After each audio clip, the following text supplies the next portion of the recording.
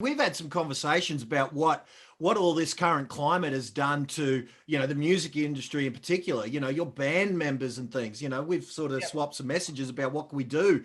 yeah. What have you seen, on social? What have you identified? What have you seen in your industry and things where, because you just said it about how it seems like, where's that Aussie humour gone? Where's Yeah. that in favour of all this political correctness and infighting and governmental dictated mandates and things of that nature? Is the Aussie humour got a hope of surviving this craziness?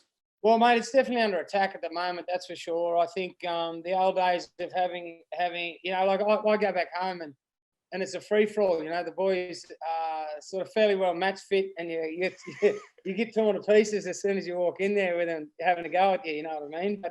But that's always. I think you find that in any environment, in any small town or any group of friends. But it's slowly getting. They're trying to weed it out, I suppose, and it's a real shame because it seems there's no room for the Aussie larrikin anymore, who can have a joke at himself mainly, but also have a joke at others too. Someone's always getting offended, which makes me laugh because well, you can be offended, but nothing really happens. It's not as if being offended is a death sentence or anything like that.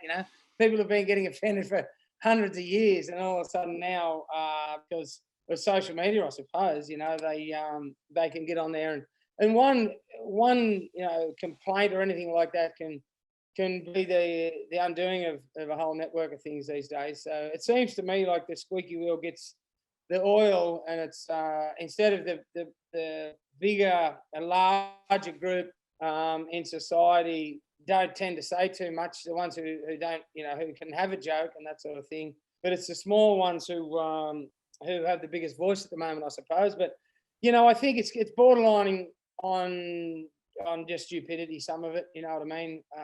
But hopefully we can just start. I think not let it get too far because it's starting to get borderline ridiculousness, I think.